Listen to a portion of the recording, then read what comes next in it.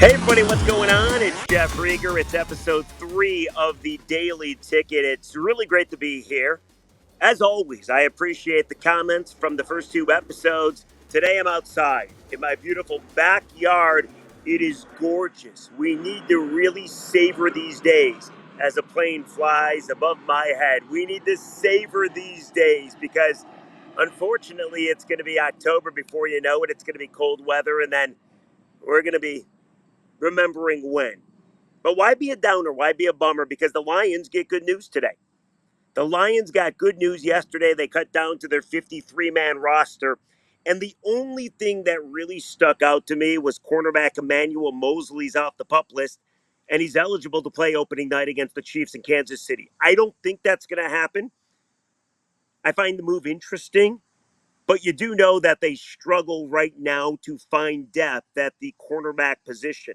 Jerry Jacobs on one side, Cam Sutton on the other. Brian Branch could be in the mix. Stephen Gilmore made the team. He could be in the mix as well. But Emmanuel Moseley, if he could play sooner than later, would be fantastic for the Lions, of course, suffering the injury with San Francisco last year. So we'll wait and we'll see. But I do think it's good news because I was counting on a guy like Moseley not even to be around. So that's the one tweak, the one thing I found interesting about roster cutdown day. Other than that, it's a bunch of guys that you knew were going to get cut that got cut. It is what it is. Hopefully, everybody finds a home on a practice squad, on a team, and hopefully the Lions are better off for it. So we move on to something else because that was just a little tidbit of good breaking news from yesterday. The thing I really want to talk about, I'm going to put it on the banner below. See that? And you're probably saying to yourself, shut up with this SOL. Season hasn't even started yet. Why are you bringing up SOL? I did not bring it up. I was listening to our morning show, Stoney and Jansen, and Jim Costa was in for Stoney. And by the way, you can, on the Daily Ticket feed, you can find every big moment from each show, whether it's Stoney and Jansen, Carson Anderson, Valenti and Rico, even myself and Wojo. I'll be up on the Daily Ticket feed. But I was listening to the morning show yesterday, and Jim Costa brought up a great topic. And I want to make sure I got this right. So Costa was walking around Eastern Market, right? And in Eastern Market, in one of the shops, he saw a t-shirt, emblem of a Lions helmet, and it said SOL is dead. They then proceeded to do the topic. How do you kill SOL? And I immediately thought to myself, what are we doing here, people? What do we do? The season hasn't even started yet, and we're planning a funeral for SOL. I mean, if SOL indeed one day did die, kick the bucket, I would hold the shiva at my place. You're all invited. We'll eat gorgeous food and we'll celebrate SOL being dead. But I do think it's a little premature. SOL is scarier than Jason Voorhees, Michael Myers, Freddy Krueger, and that dude from Saw combined. SOL is pure evil. I like to think of SOL as a he for some reason. I don't know if it's a he. SOL, I like to think of him as like mayhem. You ever see that insurance commercial, Mayhem, where that dude is always warning you, get insurance or this is going to happen, and then he flies through a car window, or he messes up your living room, or he lights your house on fire? That is SOL for the Detroit Lions. You don't believe me? What, have you never watched this team? I have proof. How many times do the Lions have to lose in the most inexplicable, crazy ways that's never happened before for you to believe that SOL is real? There was the back and forth kind of thing. Remember that on Thursday Night Football? Aaron Rodgers threw the Hail Mary touchdown pass to end the game. Jim Caldwell did not believe Rodgers had the arm strength to throw the ball 60 some yards. So he put in his lateral defense. Thus, the back and forth kind of thing. There was that game in Seattle. KJ Wright knocked the ball out of the back of the end zone. Calvin fumbled at the goal line. Officials had no idea what the rules were. The rule was Lions won. Nobody knew that. Lions lost. Officials didn't know it. I remember Monday Night Football bitching and moaning about they got it wrong. And what did the Lions get out of it? Maybe an apology. Lions have been screwed so many times over the course of the year. They never really say anything about it. They just kind of take it and hope that it goes away. SOL makes sure that it doesn't. What about that game in Green Bay? It was during COVID. Penalty after pass interference, the two hands to the face by Trey Flowers. Total bogus. Got screwed in that game. There was picking up the flag in the Dallas playoff game in 2014. What about Jim Schwartz against the Texans? Throwing the challenge flag when you couldn't throw the challenge flag on Thanksgiving. Lions lost that game. I remember in 1993, the Lions last won their last division. It wasn't called the NFC North. They got to the postseason. They had a home playoff game. The last time they had a home playoff game, Chris Spielman somehow left to cover Sterling Sharp as the Packers win it on a walk-off. There was Matt Millen. There was Matt Patricia. There was Bob Quinn. There was Rod Marinelli. All the work of SOL. In fact, the Lions, as you know, were the first ever team to go 0-16. How do you think that happened? I got to give credit to SOL. He's very creative. He finds creative, different ways to lose, all with the same goal to rip your freaking heart out. There was the Golden Tate play against the Falcons with the 10-second runoff. There was Kelvin not completing the process in Chicago on opening day, causing nobody to realize that nobody or anybody knows what a freaking catch is anymore. What about Mitch Trubisky dominating Detroit? That's a special kind of torment, people. Mitchell Trubisky. Remember the game? It was opening day. Matt Stafford's like third to last year. Lions led 17-0. Patricia was the coach. Only to see Trubisky lead the Bears back for victory. What about 2016? Lions had to win one of three games. There was the Giants in New York. There was the Cowboys. There was the Packers. Lions had to win one of three, just one of three, to win their first division since 1993. They lost all three. They made the postseason. They went to Seattle. They scored 6 points. Not even a touchdown. SOL's real. SOL's evil. And SOL even screws with games that the Lions don't play in. What about last year? Lions had a chance to go to the postseason. All they needed was a win against the Packers at Lambeau, which they got. And all they needed was the Rams to beat the Seahawks. They didn't. They should have. NFL later comes out said that was the worst officiated game of the season. That, my friends, is the work of SOL. Maybe that's his greatest work. I don't know. But he's alive and he's well.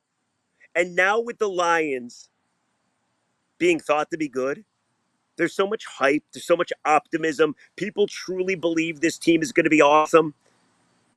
This could be a chance for SOL's greatest hit to steal the hope and the optimism and the joy from people like he's so good at doing. Some people believe in the boogeyman. Some people believe in the Loch Ness Monster. Some people believe in Bigfoot. Some people believe in the abominable snowman. I believe in a much stronger power. SOL. SOL is real. So back to the morning show question. Well, how do you kill it? I consider myself an SOLologist. I've watched Lions football for, I don't know, 40 years. I've been tormented. I've been kicked. I've been punched. I vowed it off. And I always come back looking for more. So how do you kill it? The answer is simple. You win a Super Bowl. It's that simple. Over the course of my life, because I've watched the Lions struggle, I've gotten to a place where I just laugh when people say Lions and Super Bowl in the same breath. It's not going to happen. Lions don't make the Super Bowl. I'm convinced, at least I was convinced, that it was going to die before the Lions made the Super Bowl. Maybe my daughter would get a chance to see the Lions Super Bowl. Maybe my daughter's daughter or son would get a chance. But I was pretty convinced that it was never going to happen for me. Never. But now I have a little bit of hope.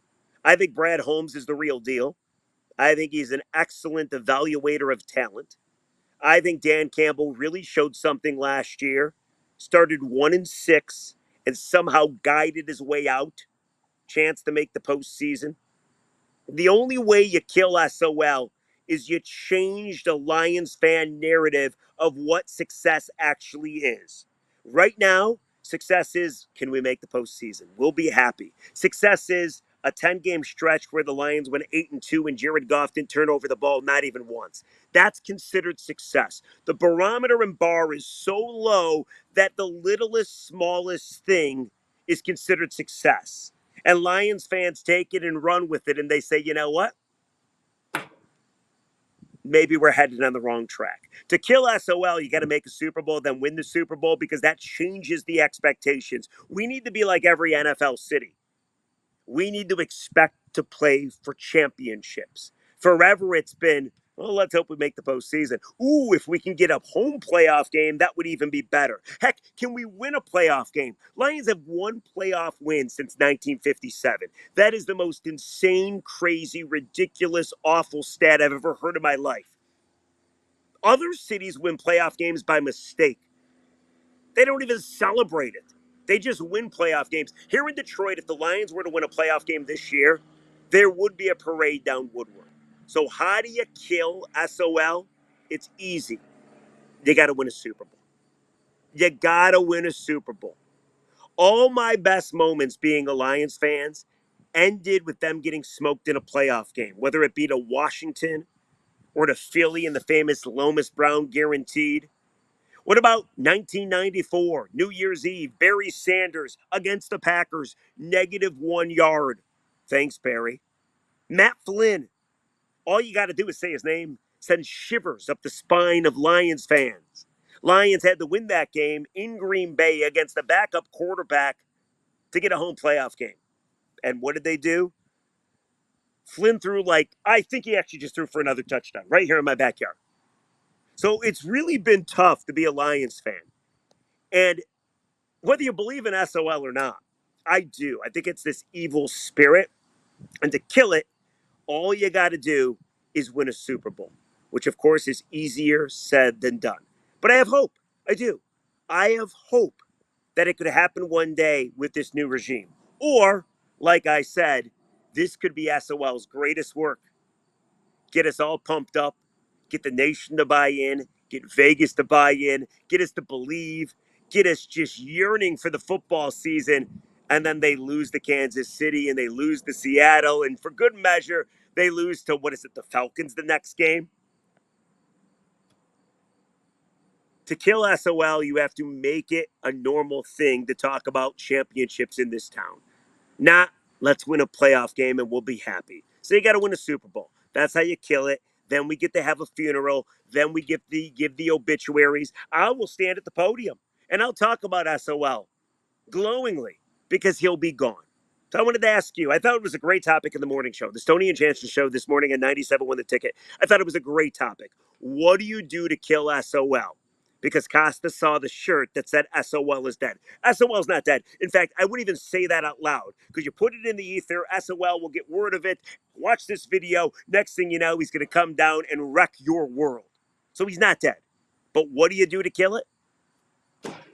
Got to win a Super Bowl. We got to be like other football fans. We have to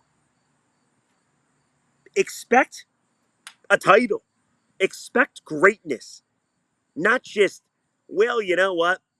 We'll get him next year. Or, you know what? We really killed that trade, Stafford to the Rams. Or, you know what? We had a great draft. No, those things don't matter. What matters in the end is actually having something tangible, which we've never had and probably thought we never would have.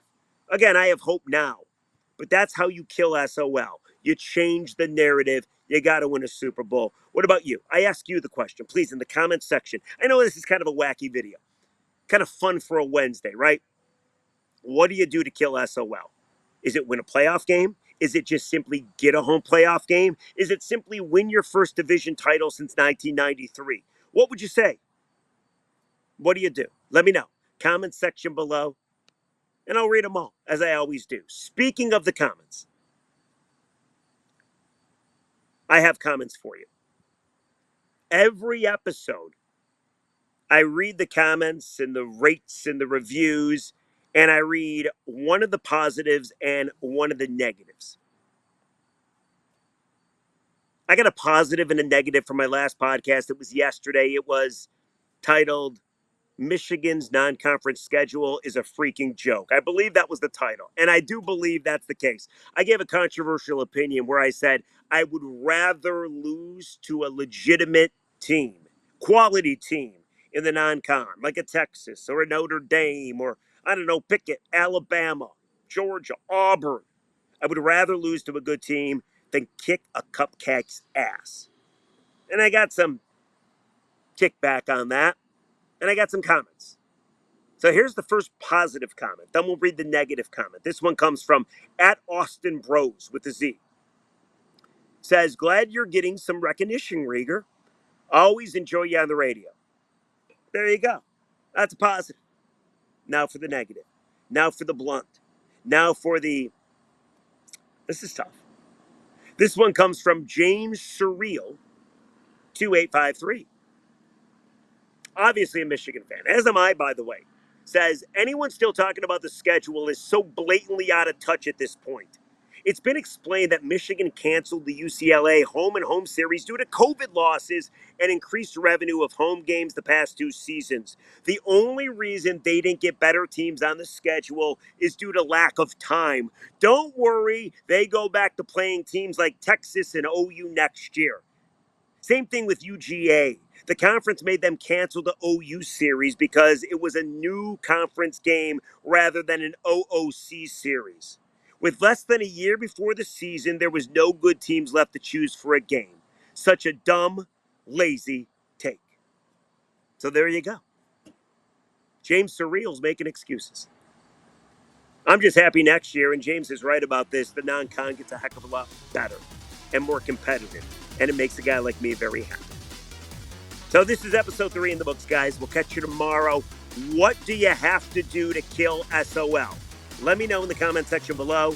Rate, review, get this podcast wherever you get your podcast. Check out the Daily Ticket wherever you get your podcast. And, of course, right here on YouTube. And we'll catch you next time, which will be tomorrow bright and early. It's a pleasure as always. God, it's gorgeous out here, isn't it? Beautiful. Enjoy the day.